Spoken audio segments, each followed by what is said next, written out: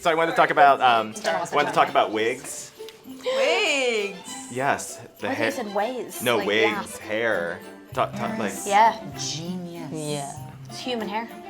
Yeah, I was like, But I mean, it is incredible. not ours. When I saw the movie, I was blown away that when the wind catches or the light catches any of your wigs, you can't even believe they're wigs. It's No, it's amazing. really The way good. the wigs have been designed is that they leave a space at the top, so it kind of sits around the top of your head like that, so you could bring out your natural hair. So it ends To up frame the looking face. very But I had a realistic. full wig and you wouldn't have known.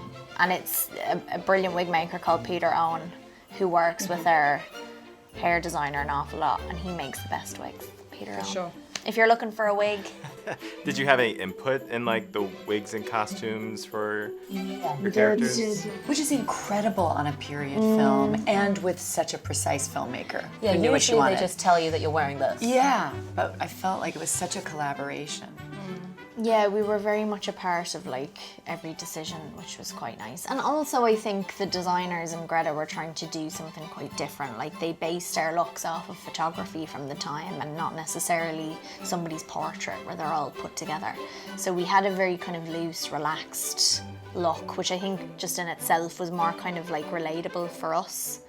Like it didn't feel like we were doing a film in the 1800s. When I get in a passion, I get so savage. I could hurt anyone, and I'd enjoy it. And Saoirse, what was it like? Joe is seen as such a kind of a icon to queer people and people who might be different. So how did you feel going into that, playing that character?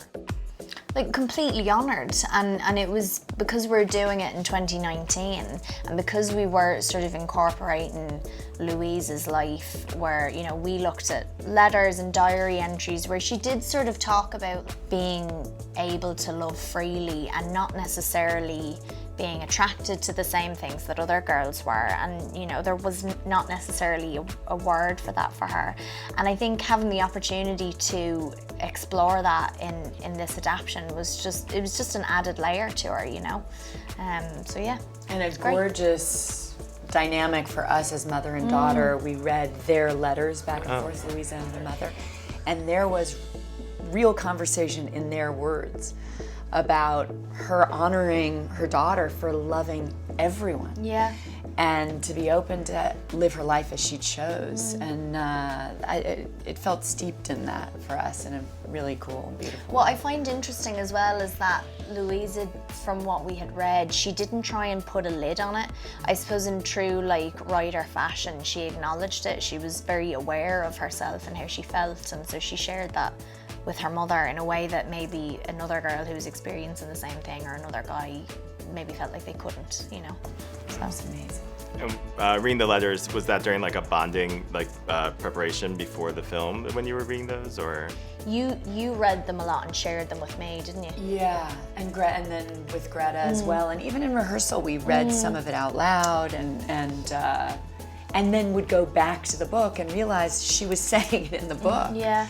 But perhaps we'd missed a lot that was said before. I mean, particularly Greta's longing to investigate the question of women and money, artists and money, is such a deep theme in the book that I'd never really understood till the film. It's amazing. Well, thank you very much for your time. I loved the movie. I loved it so you. much. And Laura, I have to say, I'm such a Lightning super fan. Oh, So, thank you. like, I have to love say, you. like, I Like, mean, I mean, I'm The sure serious everyone- tone was brilliant.